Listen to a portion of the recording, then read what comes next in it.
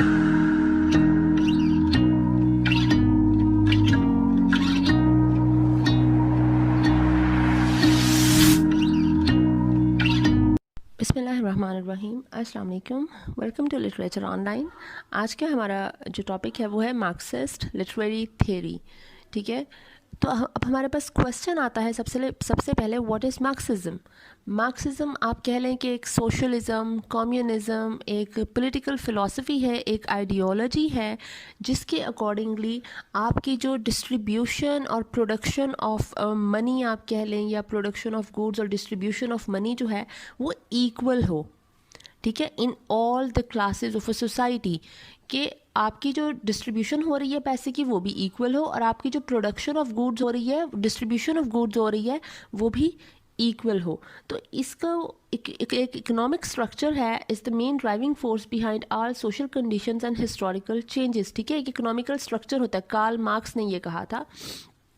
Marks consider करता था that human history as a series of struggles between classes, between the oppressed and the oppressing, कि जो पूरी history है वो जिस चीज़ पे कंसिस्ट कर रही है, तो पूरी history depends upon classes, a struggle between classes. अमीर और गरीब के दरमियान जो एक जंग है, एक स्ट्रगल है, उसके दरमियान ये एक स्ट्रगल है पूरी history. Capitalism is based on exploitation of labourers. हम सब जानते हैं that what is capitalism. Capitalism में आप लेबरर्स को एक्सप्लॉयट कर रहे होते हो। ठीक है, आप उनके जो राइट्स होते हैं, आप उनके राइट्स को खुद डाइजेस्ट कर रहे होते हो, उनके राइट्स को यूज़ कर रहे होते हो फॉर योर ओन बेनिफिट्स। ठीक है, the workers revolution is the inevitable result of exploitation and the means of emancipation. Karl Marx कहता था ये जो वर्कर्स की रेवोल्यूशन है, जो ये मार्क्सिज्म आया, ठीक है, फ्रेंच रेवोल्यूशन आई और दूसरी सारी रेवोल्यूशंस आई, ये सारी जो रेवोल्यूशंस थी क्या इनेविटेबल थी, ये होना ही था फॉर एक्सप्लॉयटेशन, क्योंकि वो इतना अरसा एक्सप्लॉयट हो गए थे कि अब वो चीज़ एक बिल्कुल जिस तरह एक लावा फटता है, तो बिल्कुल वो उस स्टेज पे पहुंच चुके थे, और जब एक चीज़ एज पे पहुंच जाती है तो फिर उसने फटना ही होता है, तो फिर कुछ ना कुछ उसका जो रिस्पॉन्ड है वो होना ही था, ये रिस्पॉन्स। ठीक है, the aim of Marxism is to bring about a classless society. अब एम क्या है मार्क्सिज्म का, basically is to bring about a classless society, कोई क्लास ना हो, इक्वालिटी। ठीक है, जो मेन पर्पस था मार्क्सिज्म का वो था equality, based on the common ownership of the means of production, distribution and exchange. ठीक है, जो मीन्स ऑफ प्रोडक्शन है, लाइक जो मिल्स हैं, जो प्रोडक्शन हाउसेज हैं, जो फैक्ट्रीज हैं, वो भी इक्वली हों, फिर डिस्ट्रीब्यूशन ऑफ गुड्स भी इक्वल हो, और एक्सचेंज जो होती है सोर्सेज की, चीज़ों की, वो भी इक्वल हो। किसने स्टार्ट किया? जो ये मार्क्सिज्म है थ्योरी, ये स्टार्ट करने वाले थे Karl Marx and Friedrich Engels. ठीक है, ये दोनों थे, जर्मन फिलोसोफर थे, थिंकर थे, सोशलिस्ट थे। ठीक है, स्पोक्स पर्सन थे, 19th सेंचुरी के थे। ठीक है, और इन्होंने दोनों ने मिलकर लिखा था द कम्युनिस्ट मैनिफेस्टो, जिससे ये चीज़ सारी चलती है। मार्क्सिस्ट लिटरेरी थ्योरी जो चलती है वो सारी यहीं से चलती है, कम्युनिस्ट मैनिफेस्टो से। ठीक है, इसे कम्युनिज्म भी कहा गया। ठीक है, एंड ऑफ कैपिटलिज्म भी कहा गया। Why does it mean to be a Marxist, what does it mean to be a Marxist. Marxist होना क्या होता है? Essentially it is the opposite of capitalism. आप कह लें कि कैपिटलिज्म में सिर्फ कुछ चंद एक फैमिलीज और चंद एक लोग जो होते हैं, सिर्फ उनको फ़ायदा पहुंच रहा होता है, और बाकी सब जो हैं वो अप्रेस और सप्रेस हो रहे होते हैं। ठीक है, कैपिटलिज्म वो है। जबकि मार्क्सिज्म क्या है? Marxism is the complete opposite of capitalism. इसमें होता यह है कि इसमें इक्वल डिस्ट्रीब्यूशन है। अगर फ़ायदा होगा तो वो भी सबको इकट्ठे हो रहा होगा, एक जितना हो रहा होगा। अगर नुकसान होगा तो वो भी सबको एक जितना और इकट्ठे ही हो रहा होगा। Capitalism is based on private ownership and motivation by profit, कि इसमें प्राइवेट ओनरशिप होती है और प्रॉफिट पर डिपेंड करता है सब कुछ। ठीक है, आप लोग बस प्रॉफिट कमाना चाह रहे होते हो कि जितना मुझे फ़ायदा पहुंचे, जितना मुझे प्रॉफिट पहुंचे। Marks criticises capitalism for paying a ways that बेयरली guarantees the workers survival, कि वो कैपिटलिस्ट जो थे वो इतनी कम वेज देते थे, इतनी कम सैलरीज देते थे अपने जो लेबर थी, कि उनका सर्वाइवल ही उसमें बहुत ज़्यादा मुश्किल था। तो मार्क्स ने इस चीज़ को क्रिटिसाइज़ किया। जो प्रोलेटरिएट होता है ये होता है जो आपके जो वर्कर्स होते हैं, ठीक है, जो भी जितना लेबर जो होती है वो आपका प्रोलेटरिएट कहते हैं उसको, ठीक है। वो बेचारे गरीब हैं, उनको पैसे की डिस्ट्रीब्यूशन और चीज़ों की जो एक पहुंच है उन तक एक्सेस जो है वो नहीं होती है। कैपिटलिस्ट जो है वो अय्याशी कर रहा होता है, ठीक है, वो अमीर से अमीर तरीन हो रहा होता है, उनसे काम लेकर उनको फैक्ट्रीज़ में लगाकर खुद सारा प्रॉफिट खा रहा होता है। Marxist utilises socialism concept of public ownership. Marxist ने क्या किया, उसने सोशलिज्म का जो कॉन्सेप्ट था पब्लिक ओनरशिप का, उसने उसको यूज़ किया। जो सोशलिज्म में है पब्लिक ओनरशिप मतलब सबकी चीज़ है।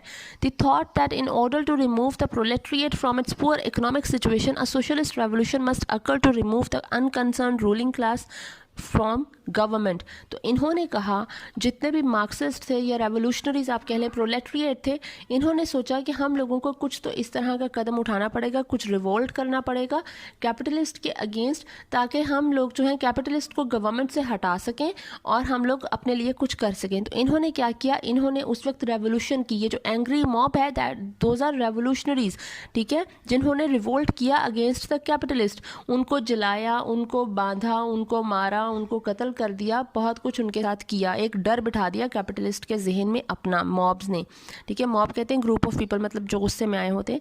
Following the revolution a new socialist government is created that subsequently becomes communist in nature.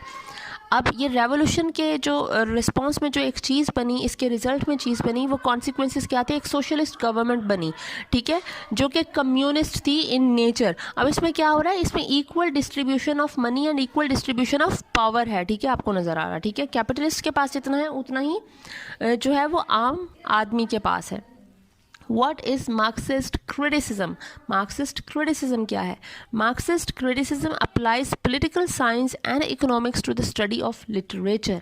ये अब जो जितना भी लिटरेचर प्रोड्यूस हुआ, चाहे वो हिस्ट्री थी, प्रोज था, पोइट्री थी, वट एवर इट वॉज, उनको इन्होंने देखा किस एस्पेक्ट से, political science and economic aspect से देखा। Marxist criticism is concerned with issues of class conflict, wealth and work, ठीक है। इन्होंने उस लिटरेचर में इन चीज़ों को अपना जो है वो इन्होंने कंसिडर किया कि इन्होंने क्लास कॉन्फ्लिक्ट को देखा, वेल्थ की डिस्ट्रीब्यूशन कैसी है, और वर्क मतलब काइंड ऑफ वर्क किस तरह का है, कौन सी क्लास किस पेशे में है, उनका क्या वोकेशन है, ठीक है। The history of, Karl Marx कहता है, the history of all existing society is the history of class conflict, कि जितनी भी हिस्ट्री है वो सारी क्लास कॉन्फ्लिक्ट से भरी पड़ी है। हम लिटरेचर को जहाँ से भी उठाएंगे हमें क्लास कॉन्फ्लिक्ट वहाँ पे नज़र आएगा। तो मार्क्सिस्ट लिटरेरी थ्योरी और Marxism and its relation to literature क्या है, लिटरेचर से इसका क्या रिलेशन है। It holds the view that a work of literature is a product of society. देखिए, Marxism is basically for the sake of society, ठीक है, to bring peace in society, for contentment of people living in a society. So all in literature is a product of society. तो automatically Marxism जो है वो एक हिस्सा बन जाता है लिटरेचर का, ठीक है, सोसाइटी का। It believed that literature reflects the class struggle and materialism. फिर उसने कहा कि लिटरेचर रिफ्लेक्ट करता है क्लास स्ट्रगल एंड मटीरियलिज्म। हम कोई भी नॉवल उठा के देख लेते हैं, कोई पोइट्री उठा के देख लेते हैं, तो हमें मिलता क्या है, हम जब हिस्ट्री पढ़ते हैं, हमें हिस्ट्री देखिए, हमने जब पेपर देना होता है, हमें कहने को पोइट्री पढ़ाई जा रही है, नॉवल पढ़ाए जा रहे हैं, लेकिन क्वेश्चन क्या आ रहा होता है कि उस ज़माने में कौन सी रेवोल्यूशन थी, कौन से पॉलिटिकल एस्पेक्ट्स थे जिसका उस वक्त ऑथर पे क्या असर था, जो उसकी राइटिंग में नज़र आया, या उन कैरेक्टर्स पे, उन पॉलिटिकल एस्पेक्ट्स का क्या इम्पैक्ट था। हम यही पढ़ रहे होते हैं ना। History is all about politics, ठीक है। रिलीजन भी कहीं ना कहीं पॉलिटिक्स से, religion itself is politics.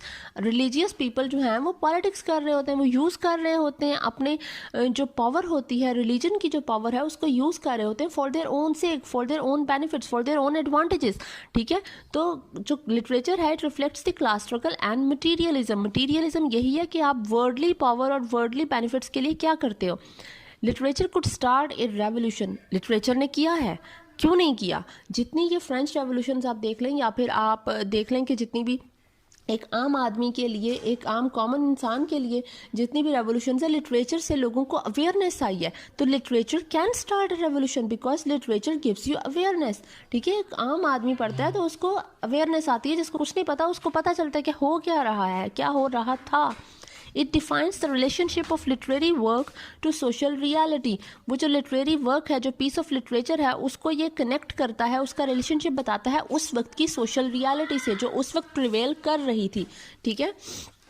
It is political in nature, literature is political in nature, why not. अब मैंने आपको थोड़ी देर पहले यही चीज़ एक्सप्लेन की कि जब आप पढ़ रहे होते हैं तो it is all about politics, whether it is religion और इट इज़ बेसिकली पॉलिटिक्स, ठीक है। हर चीज़ जो है वो आपके ब्यूरोक्रेट्स हैं, आपके रिलीजियस पीपल हैं या फिर पॉलिटिकल पीपल हैं, आपकी गवर्नमेंट है, इट्स ऑल अबाउट पॉलिटिक्स।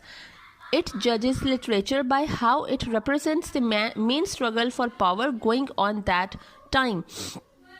ये जज करता है लिटरेचर को बाय हाउ कि ये उस ज़माने की जो स्ट्रगल थी, जो पॉलिटिकल एस्पेक्ट्स थे, उनको किस तरह से रिप्रेजेंट कर रहा है लिटरेचर। हिस्टोरिकल पॉलिटिकल इन्फ्लुएंसेस क्या थे उस वक्त ऑथर पे या उसके कैरेक्टर्स पे।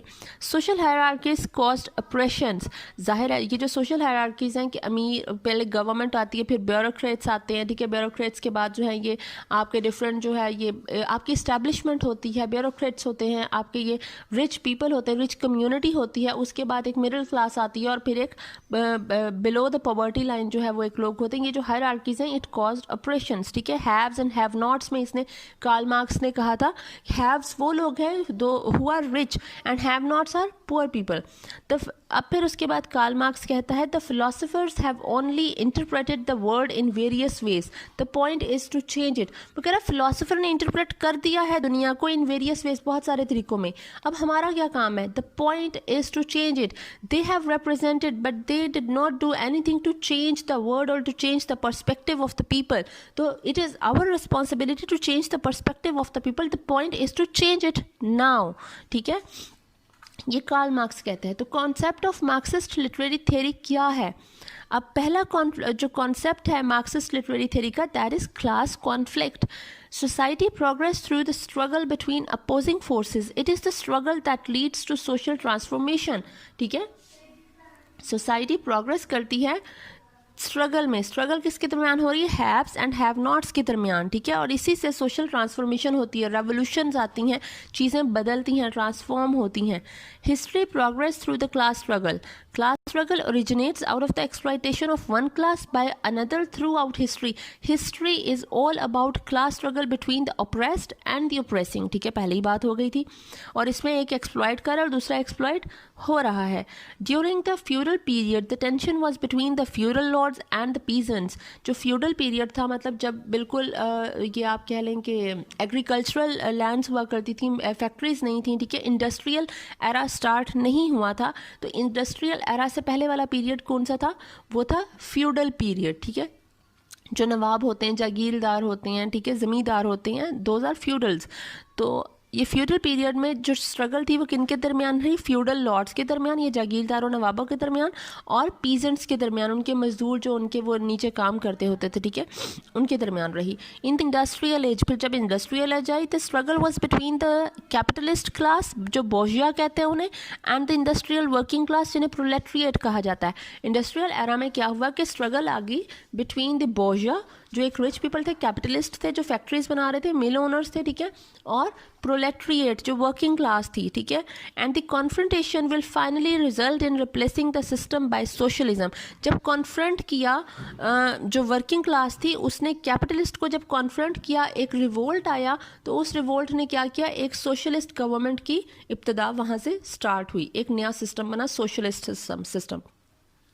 अब जो दूसरा कॉन्सेप्ट है मार्क्सिस्ट लिटरेरी थ्योरी का, that is base and super structure, ठीक है।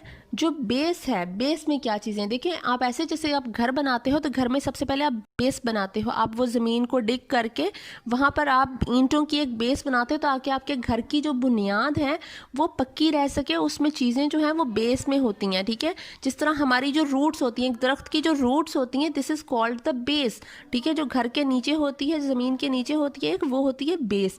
तो बेस में क्या चीज़ें होती हैं? वो कहता है base is all about relations of production. Capitalist take advantage of labour and no profit, ठीक है। ये आपकी बेस है। मीन्स ऑफ प्रोडक्शन क्या है उसमें? Things you need to produce, machines, factories, lands and materials owned by capitalist.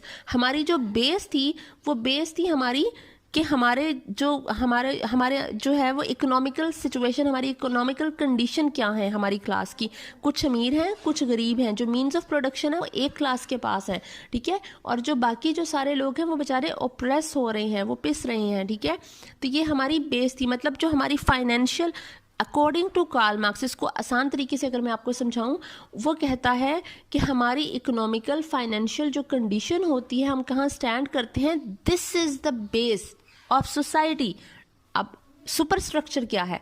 तो super structure जो है वो होता है family, education, religion, politics, mess media, कि हम किस फैमिली से बिलोंग करते हैं, लाइक हमारी कास्ट क्या है, हम किस रिलीजन से बिलोंग करते हैं, हम मुस्लिम हैं, हिंदू हैं, क्रिश्चियन हैं, जू हैं, हम क्या हैं, ठीक है, हमारी एजुकेशन क्या है, क्या हम बिल्कुल इलिटरेट हैं या फिर हम पढ़े लिखे लोग हैं, हम किस हद तक पढ़े लिखे लोग हैं।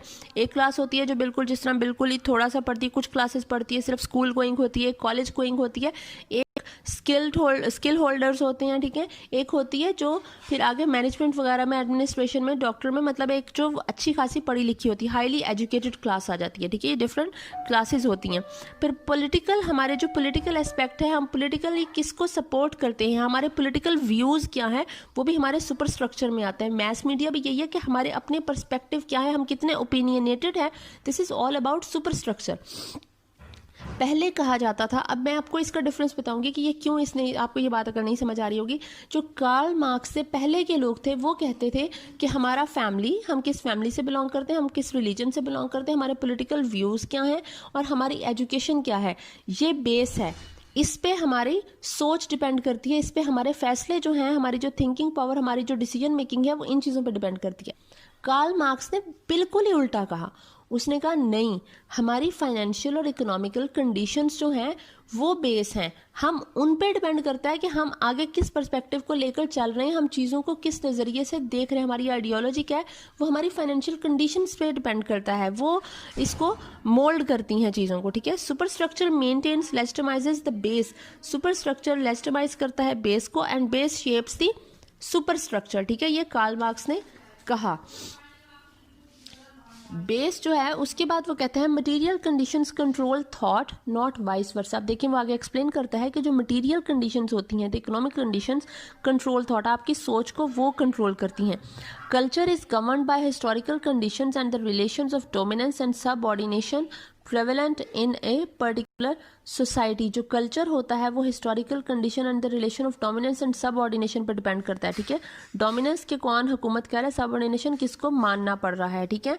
Morality, religion, art, philosophy are the echoes of real life processes that is phantoms formed in the brains of man. वो कह रहा है ये जो मोरालिटी है, रिलीजन है, आर्ट है, फिलोसफी है, ये जो भी कुछ है ये आपके दिमाग की बनाई हुई एक चीज़ें हैं, ठीक है। ये रियल लाइफ प्रोसेसेस हैं जो डिपेंड करेंगी किस चीज़ पे, कि आप फाइनेंशियली, इकोनॉमिकली कहाँ स्टैंड करते हो, ठीक है, आपकी मटीरियल कंडीशन पे। It is not the consciousness of man that determines their existence but their social existence that determine their consciousness. देखिए उसने कितनी बड़ी बात की है कार्ल मार्क्स ने, ये बहुत इंपॉर्टेंट है। वो कहता है ये कॉन्शियसनेस आदमी की नहीं डिटर्मिन करती कि वो कहाँ एग्जिस्ट करता है, कहाँ स्टैंड करता है और वो क्या डिसीजन लेगा, क्या सोच रहा है, लेकिन उसकी जो सोशल एग्जिस्टेंस है, वो सोसाइटी में कहाँ स्टैंड करता है, that will definitely determine their consciousness. आपकी जो सोच होती है, इधर यू आर पॉजिटिव और यू आर नेगेटिव, इधर you are a cruel person और अ बिल्कुल सेल्फिश पर्सन और you are very generous person, it all depends on your material conditions and your social existence, ठीक है। कुछ लोग कहते हैं कि बहुत ज़्यादा वो, आप कह लें कि ये जो रेप केसेस हो रहे हैं या फिर ये जो डिफरेंट किस्म के क्राइम्स हो रहे हैं, ये जो स्ट्रीट क्राइम्स हो रहे होते हैं, ये किन चीज़ों की वजह से हो रहे होते हैं? शौकिया तो कम ही लोग कर रहे होते हैं ना, जो बेसिक वो जो उसके पीछे वजह होती है वो ये होती है हंगर, ठीक है। when you are hungry, when you do not know what will happen to you in a certain period of time, तो आप उसके लिए कुछ भी करते हो। कुछ लोग फैमिली के लिए कुछ करते हैं, सुसाइड रेट बहुत ज़्यादा हो रहा है, आप लोग अपने बच्चों को खुद मार रहे हैं, तो your consciousness depends on your social existence. ये कार्ल मार्क्स ने उस वक्त कहा था। The way we think and the way we experience the world around us are conditioned by the way the economy is organised. वो कह रहा है कि जिस तरह हम चीज़ों को देखते हैं और जिस तरह हम चीज़ों को एक्सपीरियंस करते हैं, देखिए कोई चीज़ ऐसी हो सकती है, कोई इंसिडेंट ऐसा हो सकता है जो मेरे लिए मैटर ना करे, लेकिन मेरे साथ कोई खड़ा हुआ हो तो उसके लिए मैटर करता हो, ठीक है, उसकी इकोनॉमिक कंडीशन मेरे से डिफरेंट हो। कोई चीज़ ऐसी हो सकती है जो मैं मेरे लिए कंसिडर करती हूँ, मैं मैटर करती हूँ, वो चीज़ मेरे लिए, मुझे दुख पहुँचे उस चीज़ से या मुझे तकलीफ़ हो, लेकिन किसी और के लिए ना हो। देखें अब जिस तरह से अब ये हुआ कि एम्प्लॉयमेंट रेट जो है वो बहुत ज़्यादा डिक्रीज़ हुआ, जो है अब लोगों को जॉब से निकाला गया, ठीक है, बहुत सारा कुछ हुआ। ये जो कोविड में जो कुछ हुआ, इसमें कौन से लोग पिसे हैं? इसमें यही लोग पिसे हैं जो बेचारे फ्रेशर्स थे, अभी जॉब पे लगे थे, या फिर जिनको अपनी फैमिलीज उनकी जॉब पर डिपेंड कर रही थी, ठीक है, उनकी जॉब्स चली गई हैं, तो वो क्या कर रहे हैं? वो बेचारे बैठे हैं, सफ़ेद पोश लोग बैठे हैं, वाइट कॉलर जॉब होल्डर्स बैठे हैं, ठीक है। कौन लोग इस चीज़ से इफ़ेक्ट हुआ, किन पे बुरा इम्पैक्ट आया? वो इन्हीं लोगों पे आया, इसी क्लास पे आया। हम लोगों को शायद, अक्सर लोगों को ये चीज़ें मैटर ना कर रही हों, लेकिन कुछ लोगों के लिए वो कर रही होती हैं, क्योंकि उनकी लाइफ उस पर डिपेंड करी, तो उनका सर्वाइवल उस पर डिपेंड कर रहा होता है, ठीक है। It's all about your social existence and your material conditions. उसके बाद तीसरा कॉन्सेप्ट कार्ल मार्क्स देते हैं रीइफिकेशन।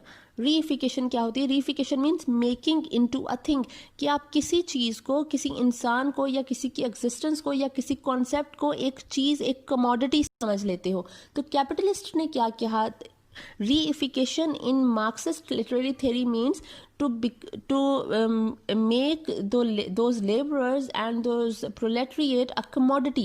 जो कैपिटलिस्ट थे, कैपिटलिस्ट ने इन लेबरर्स को क्या समझ लिया? एक कमोडिटी समझ लिया, स्लेव्स समझ लिया, जिनको बाय एंड सेल किया जा सकता है, जिनकी सर्विसेज को बाय एंड सेल करते हैं वो लोग, और उनको एज अ ह्यूमन बीइंग, उनको बिल्कुल उनकी एग्जिस्टेंस ख़त्म कर दी गई, क्योंकि उनकी ज़रूरियात को नज़रअंदाज, ये वो क्यों कह रहा है? क्योंकि उनकी ज़रूरियात को नज़रअंदाज किया गया। उनकी वेजेस जो थी वो उनकी ज़रूरत से बहुत ज़्यादा कम कर दी गई। उनको सोचा नहीं गया कि वो लोग किस चीज़ पे सर्वाइव करेंगे, उनका सर्वाइवल। वो जो छोटे छोटे बच्चे, हम विलियम ब्लेक की पोएम पढ़ते हैं, तो 4 से 5 साल का बच्चा चिमनी साफ़ कर रहा है, सारा सारा दिन 10-10 12-12 घंटे वो चिमनी में रह रहा है, कील के ऊपर पाँव रख रख के उसके पाँव में ज़ख्म हो रहे हैं। तो ये सारा कुछ क्या था?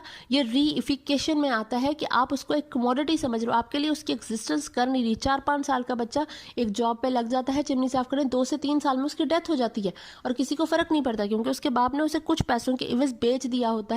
अब वो बच्चा मरता है, वो जीता है, वो जिस हाल में रहता है, ये किसी को फर्क नहीं पड़ता। These were called reification, to become a commodity, to make a certain thing a commodity, ठीक है। आप उसको में उसकी एग्जिस्टेंस को कंसिडर नहीं करते हो। तो फिर आपके पास कॉन्सेप्ट आता है डायलेक्टिक। डायलेक्टिकल मार्क्सिज्म इसे कहेंगे, जो इसमें यूज होगा। डायलेक्टिक क्या होता है? कॉन्सेप्ट ऑफ डायलेक्टिक दिया था हेजल ने in 18th century. Marxist literary theory I 19th century में, जबकि जो डायलेक्टिक का कॉन्सेप्ट है वो हेगल ने दिया 18th सेंचुरी में। डायलेक्टिक होता क्या है? Dialectic is the process of emergence of new ideas through the confrontation of opposing ideas. So basically dialectic का मतलब है कि आप पुराने आइडियाज़ को अपोज करते हुए, उनकी मुखालफत करते हुए, और उन्हीं में से एक नया पहलू निकालते हुए नए आइडियाज़ को लेकर आओ। To bring about something new, a new ideology from the previous ones, ठीक है, उनको अपोज करते, by opposing those previous ones आप उनको कर रहे हो। जिस तरह हेगल ने किया, ये जो मार्क्स ने किया, जो बेस और सुपर स्ट्रक्चर का जो एक कॉन्सेप्ट था, वो मार्क्स ने क्या किया? वो उसने पिछले कॉन्सेप्ट्स को यूज़ करते हुए उनको टोटली उल्टा दिया, ठीक है, उसको डिफरेंट एंगल में ले गया, लेकिन चीज़ें वही हैं, लेकिन उसका पर्सपेक्टिव डिफरेंट कर दिया कि नहीं, आपकी इकोनॉमिक कंडीशंस करती हैं, डिसाइड करती हैं कि आप क्या सोचते हो और क्या करते हो। तो Hegel believed that the world is governed by thought and material existence is the expression of an immaterial spiritual essence. ये जो बेस और सुपर स्ट्रक्चर का सारा सीन है, तो हेगल ने कहा था कि आपकी जो दुनिया है, आपकी जो सोसाइटी है, वो चलती है कि आप सोचते क्या हो, आप पॉजिटिव हो या आप नेगेटिव हो, ठीक है, आप डिसीजन क्या ले रहे हो, आप सोसाइटी के लिए क्या कर रहे हो, ठीक है। और जो आपकी मटेरियल एग्जिस्टेंस है कि आपके पास पैसा कितना, आप कहाँ स्टैंड करते हो, अमीर हो या गरीब हो, ये एक सेकेंडरी चीज़ है, ये आपकी एक इतनी इंपॉर्टेंट चीज़ नहीं है, ठीक है। मार्क्स ने क्या किया? Marx reversed this concept by giving importance to the material world. Marx ने कहा मटेरियल एग्जिस्टेंस ज़्यादा इंपॉर्टेंट है, क्योंकि इसी पे तो डिपेंड करता है कि आप सोच क्या रहे हो, आप आगे आप करोगे क्या, और आप अच्छे हो गए या बुरे हो गए, आप कितने सेल्फिश हो गए। So Marx dialectic is known as dialectical materialism और डायलेक्टिकल मार्क्सिज्म, ठीक है, because Marx said that all mental ideological system are products of real and social and economical existence, ठीक है। अब हम करते हैं कि applying Marxism Marxism to literary text, literary text में इसको किस तरह से आप अप्लाई करोगे? What is the economic status of characters, आप देखोगे कि कैरेक्टर्स का इकोनॉमिक स्टेटस क्या है. What happens to them as a result of this status, as this status के कि उनका क्या रिजल्ट होता है, वो किस तरह से चीज़ों को देखते हैं, क्या डिसीजन लेते हैं. ठीक है, जैसे आप जेन ऑस्टन के आप नॉवेल्स पढ़ें तो आप प्राइड एंड प्रेजुडाइस अगर आप पढ़ते हैं तो प्राइड एंड प्रेजुडाइस में वो जो उसकी शादी जो एलिजाबेथ की है उसका क्या सीन है, डार्सी के साथ. डार्सी बहुत ज़्यादा अमीर है, एलिजाबेथ थोड़ी गरीब है. एलिजाबेथ की माँ अपनी बच्चियों की शादी करवाना चाह रही है क्योंकि वो अपना घर बचाना चाह रही है, क्योंकि घर इनके नाम नहीं लगना. जो उनकी जो रूल्स हैं गवर्नमेंट के, उनके मुताबिक इनका कोई भाई नहीं है, इसका शौहर नहीं रहा, तो ये घर किसी भी करीबी रिश्तेदार आदमी के नाम होगा, इनके नाम नहीं होगा. वो अपनी बच्चियों की शादी फटाफट करवाना चाह रही कि बस शादी हो जाए इनकी. ये उनकी मटीरियल जो कंडीशंस थी वो उनके डिसीजंस को जो है वो चेंज कर रही थी. ठीक है,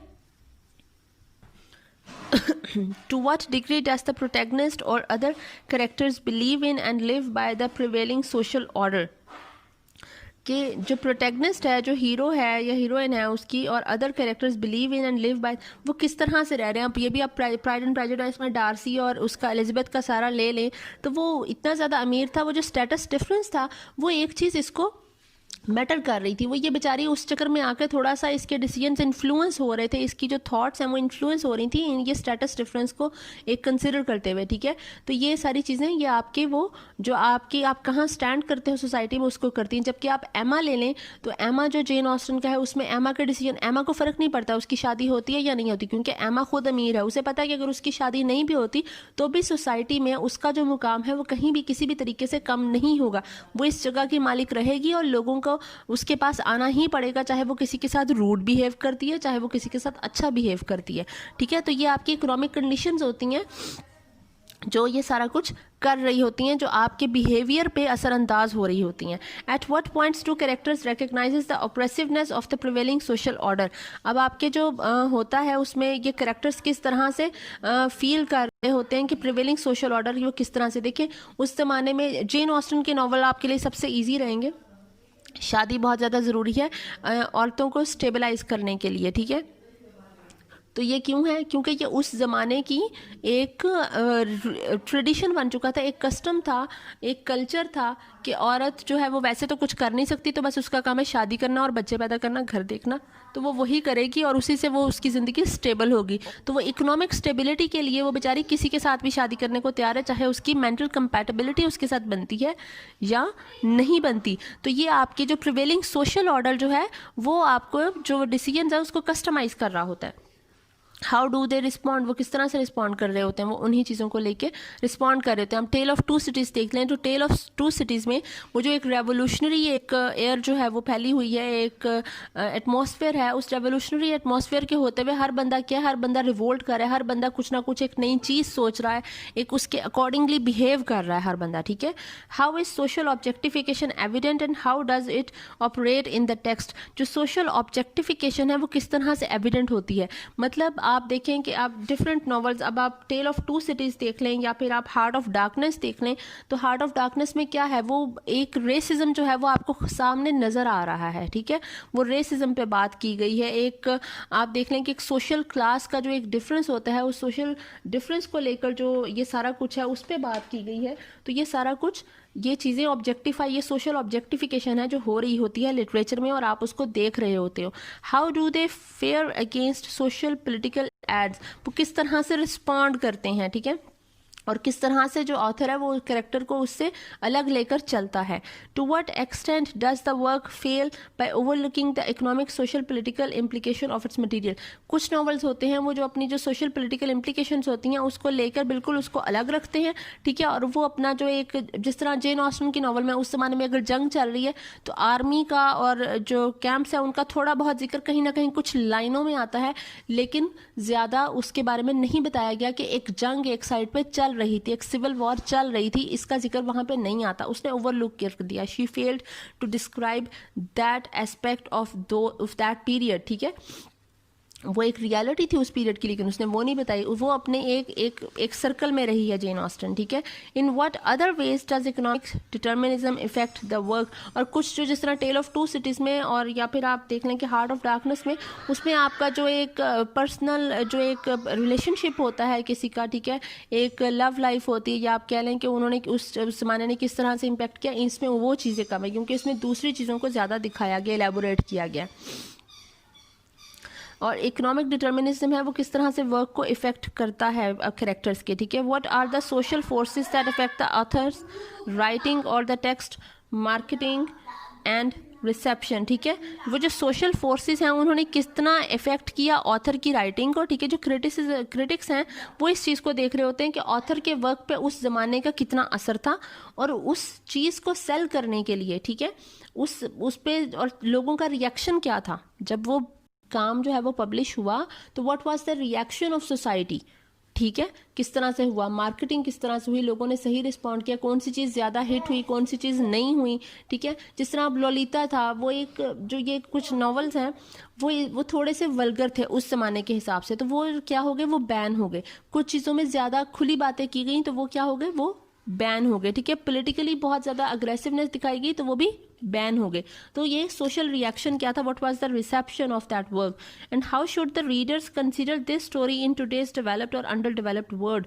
और अब जो रीडर जो हैं, जब हम पढ़ेंगे 100 साल बाद या 200 साल बाद और 300 साल बाद, हमने 14th सेंचुरी से लिटरेचर के स्टूडेंट्स ने पढ़ना शुरू किया, ठीक है, लिटरेचर पढ़ना शुरू किया 14th सेंचुरी का, ठीक है, वहाँ से शुरू किया। और अब हम मॉडर्न लिटरेचर जब पढ़ रहे होते हैं तो हम 700-800 साल पहले का लिटरेचर जब पढ़ रहे होते हैं तो हम उसको किस तरह से देख रहे होते हैं, ठीक है। What is our perspective and what is our thinking about that literature, वो जो इतने 100 साल पहले लिखा गया, जिसकी इंग्लिश भी हमें अक्सर पढ़ने में समझ नहीं आ रही होती और हमें देखना पड़ रहा होता है कि इसका क्या मतलब है अब मॉडर्न इंग्लिश में, ठीक है।